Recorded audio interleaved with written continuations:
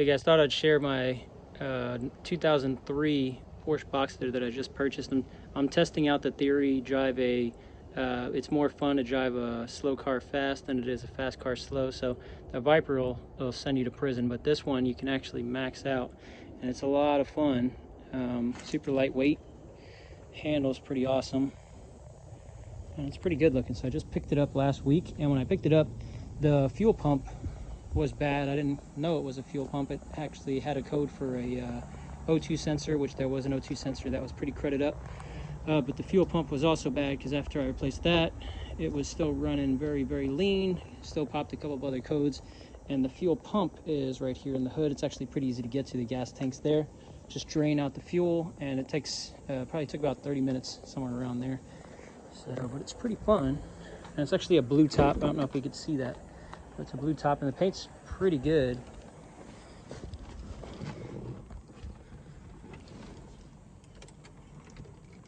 $80,000 miles, which is pretty good for this year.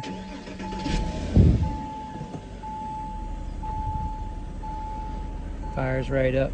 It's got some pretty good options. It's got the, I mean, for back in 2003, it's got the Bose sound system, the heated seats, CD changer, whoa.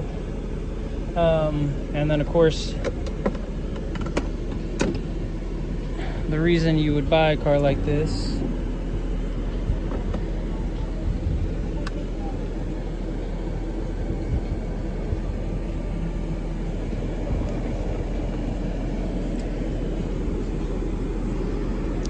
of course, I got manual. They do sell them in automatic, but that's just pretty lame if you know how to drive a manual anyway.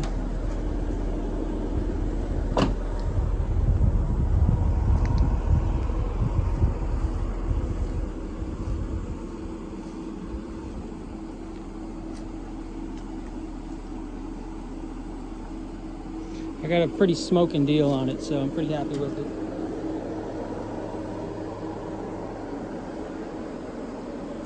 Probably paid half of what it's actually worth.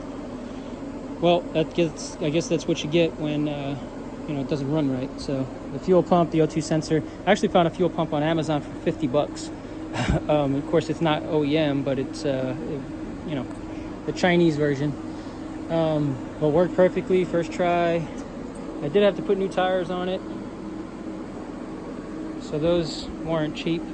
The Michelin Pilot Sport 4s, I think they came out to like just over 800 bucks with taxes and installation and everything. And that's it. So everything works now. I am probably going to replace the trunk. There's a couple of dents and dings on there that, being a white car, you can't notice them too much.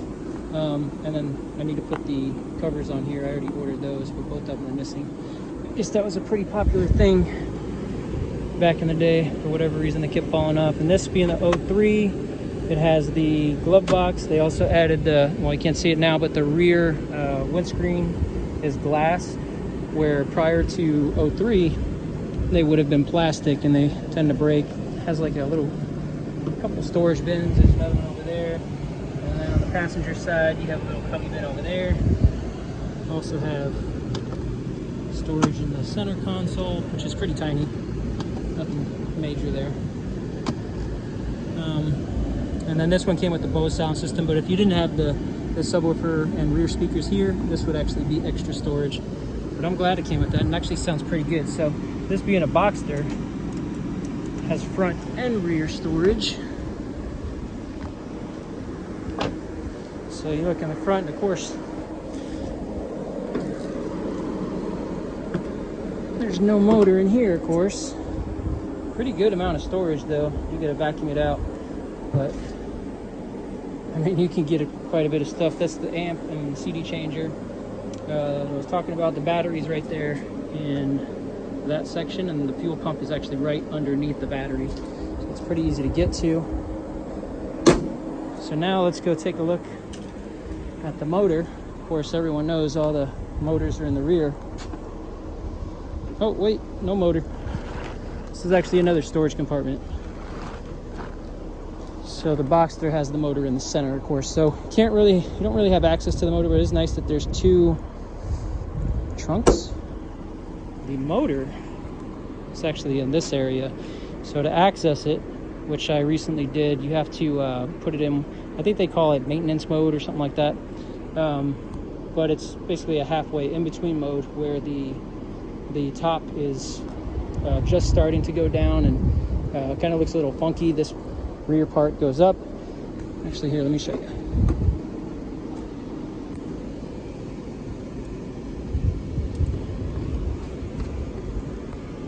Try to do this without slamming myself in the head. So right about there. And then there's some clips and some cables where this part goes up, and then you kind of have access to the top of the motor. It's actually pretty decent access too. You got to take the speaker out, there's a cover on the engine, and then you have pretty good access. But yeah, it's pretty cool, pretty fun little car. And if you haven't heard yet, they're starting to go up in value, just like everything else these days.